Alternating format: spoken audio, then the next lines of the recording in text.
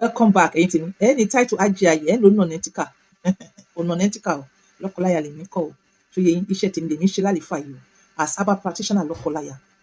Herbal practitioner ìdákọ́lẹ̀. Tó bá ronú orí bẹ́ẹ̀dì ẹ pé kò ṣe déédéé. Ronú ajé on by 2 àti apps alálùbọ́ríkà. Ó dà fún ọ. Bó ṣe like fídíò yìí tó ń comment alálùbọ́ríkà tí inú mi ń dùn yìí. Ó dà fún ọ. Ó dà fún ọ. Ó yẹ tọmọtọmọ tẹbí tayátayá. Thank you, ẹ̀yin tèmi. Mo kí n lọ́pọ̀lọpọ̀. Please continue to subscribe. God bless you. Èyí náà rí title. Irú okó tó máa ń wu àwa obìnrin dó àti ìyàwó ilé. Especially tá a wà lọ́nà jíjìn. For example, ọkọ mi nísìnyí bóyá ó wà ní UK. Like a máa ń sọ̀rọ̀, ó dẹ̀ lè jẹ́ àfẹ́sọ́nà gan. A máa ń sọ̀rọ̀ but èmi as doctor lọ́kọláya. So èmi ń sọ̀rọ̀ sí àwọn couples, àwọn tọkọtaya ni mo ń sọ̀rọ̀ sí. Not excuse me, not even fiancé, lọ́kọláya. You understand? Ẹ ti ń sọ̀rọ̀ tí pé ẹ ti ríra yín. Ìyàwó tó yẹ kí wọ́n ti parí gbogbo ètò marriage fún yín already. Ọkọ wà lọ́nà jíjìn, ìyàwó wà ní Nàìjíríà. Do you understand? Ẹ ti ń sọ̀rọ̀, ẹ ti gbéra yín débẹ̀ pẹ̀lú ohùn ẹnu. Like ohùn gan ti tutù. Bí ohùn mi ṣe tutù báyìí, ohùn ti tutù. Do you understand? Like ó ti ń wò pé yes. Tí mo bá débẹ̀ báyìí, tí mo bá máa rí arábìnrin yìí báyìí sí. Màá kó jẹ tán ni. Yes. Ọlọ́run wá ṣe gbogbo awaiting result láti joy. Ẹ ti ṣe communication 1 year, 2 years. You understand? Patience kan ti fẹ́ pààyàn kú. You understand? It's coming gan. Ara ti ń tutù. Do you understand? Ó yẹ kó yẹ bí mo ṣe ń sọ náà. Ọlọ́run wá fún yín lórí ọ̀fẹ́. Ẹ wá wálé òde. Ìyàwó ẹ orí normal. Ó pẹpẹ, ó fine. You understand? Ẹ wá wọlé tira yín. Kó tó di pé ó fọwọ́ kan gan, ó ti yẹ kí nǹkan ọmọkùnrin kó dúró salute. Kó ti dúró. Irú okó tó obìnrin máa ń fẹ́ dó nìyẹn. Like happiness àti overwhelming pé yes, èmi ni ọkọ mi rí tí nǹkan ọmọkùnrin sì dúró gangan báyìí. Ó ti máa jẹ́ kí obìnrin yẹn tutù. Má wàá waste time o. Lórí pé à ń jètè, à ń ṣe má waste time. Kọ́kọ́ sì yẹn ná kí ara rẹ balẹ̀. Oh my God. Ẹ wo orú Paul yẹn nígbà tá à ń gbádùn program lọ́wọ́. Kọ́kọ́ sì yẹn ná. Paul yìí ìjẹ́ kó parí kí n tó continue.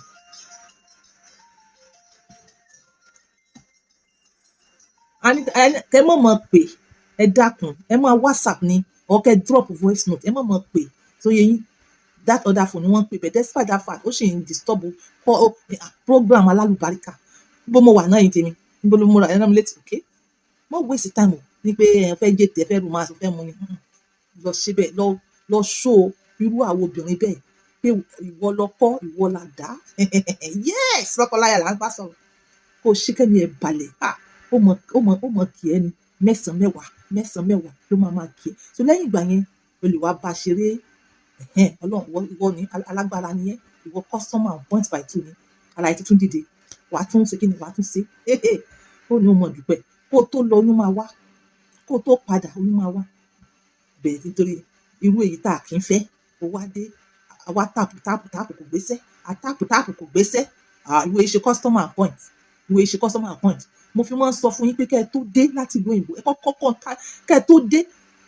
Ẹ jẹ́ ká bá yín send ẹ̀ sọ́nà ọ̀nà kẹ́ ẹ ti gbé sára lọ́hùn yẹn ná.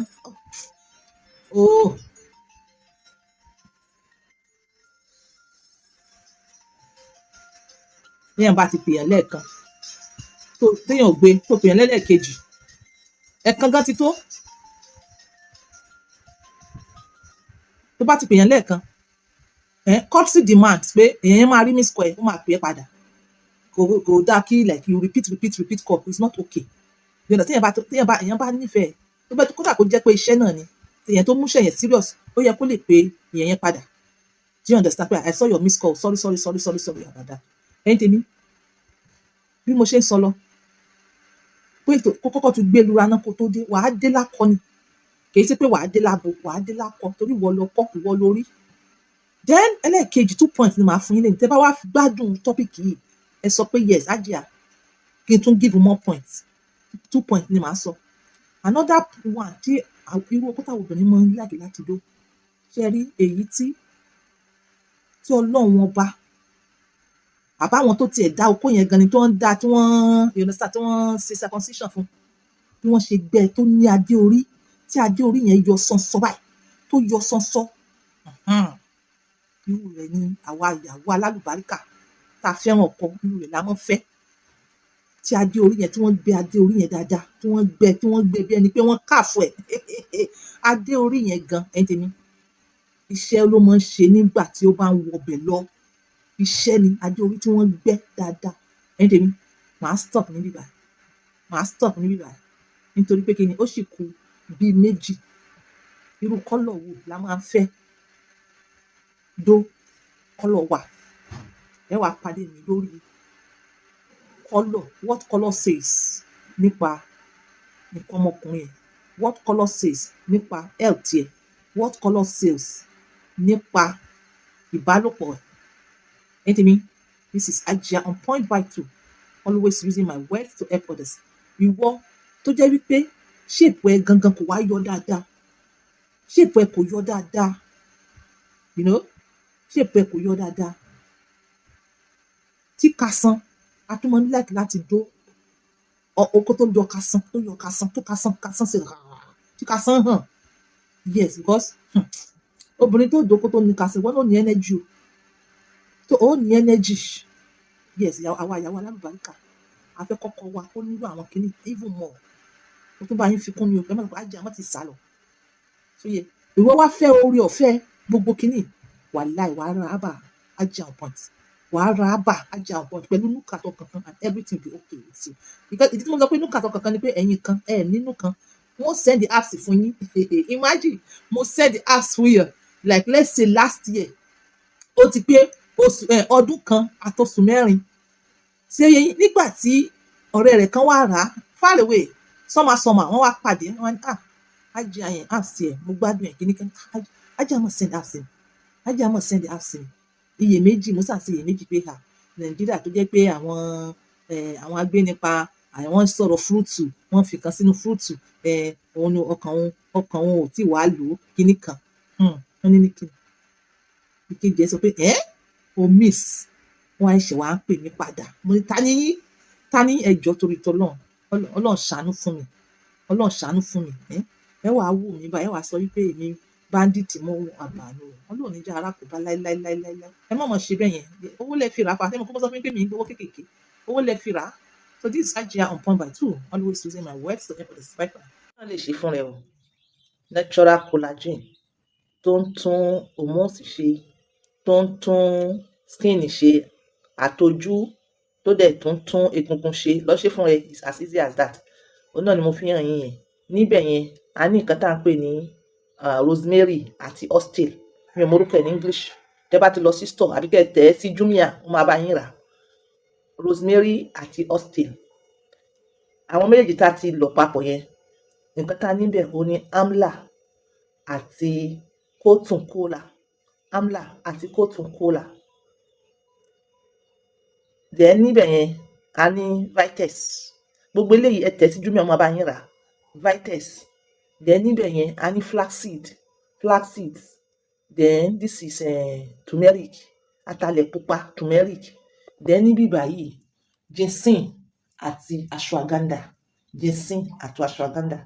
ẹ lọ̀ pọ̀ báyìí síbẹ̀ bí mo ṣe kalẹ̀ báyìí ẹ lọ̀ pọ̀ so tẹ́ bá ti mix rosemary àti ostill yẹn papọ̀ ẹ kàn ra gẹ́ẹ̀tì agolo kan combination àwọn méjì agolo kan ni combination Vitex agolo kan ni tá bá máa fi lọ flaxseed yẹn sí powder agolo kan la máa mú nínú turmeric dẹ eléyìí náà agolo kan ni ẹ wá mix ẹ papọ̀ bẹ́ẹ̀ yẹn ẹ máa mu láàárọ̀ kí tó di pé ẹ jẹ nǹkan kan pẹ̀lú omi gbóná tablespoon ẹ fi máa ṣe tíì ẹ lè fi lipton sí o tó bá dẹ̀ ti lò tán wá tètè jẹun jẹ́ kó jẹ́ bí 1 hour yes natural collagen tó máa balance hormones àti egungun ẹ̀ àti skin ẹ̀ so ó ní orí ọ̀fẹ́ bó ṣe wà nílẹ̀ yìí báyìí ó ní orí ọ̀fẹ́ tó bá ti lọ tán kó bu díẹ̀ kó papọ̀ mọ́ vaseline then eléyìí báyìí bó ṣe wà yìí fi ginger sínú ẹ̀ ní èyí tó máa mu eléyìí mi ti fẹ́ fi ginger sí nítorí màá bònú ẹ̀ màá yí mọ́ vaseline àbí oil or kó yí mọ́ glycerin any of the above so yẹ so ìwọ tó bá dẹ̀ nífẹ̀ẹ́ sí ká bẹ́ẹ̀ ṣe combination yẹn báyìí o lè contact me, but gbogbo ẹ̀ náà ni lẹ́tìrí yẹn, you can try it on your own. Yes, go there.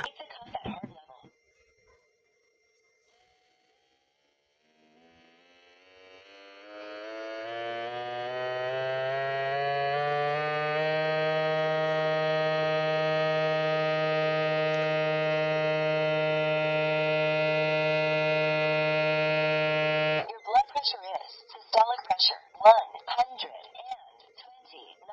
millimeter of mercury pillar. Diastolic pressure 83 millimeter of mercury pillar.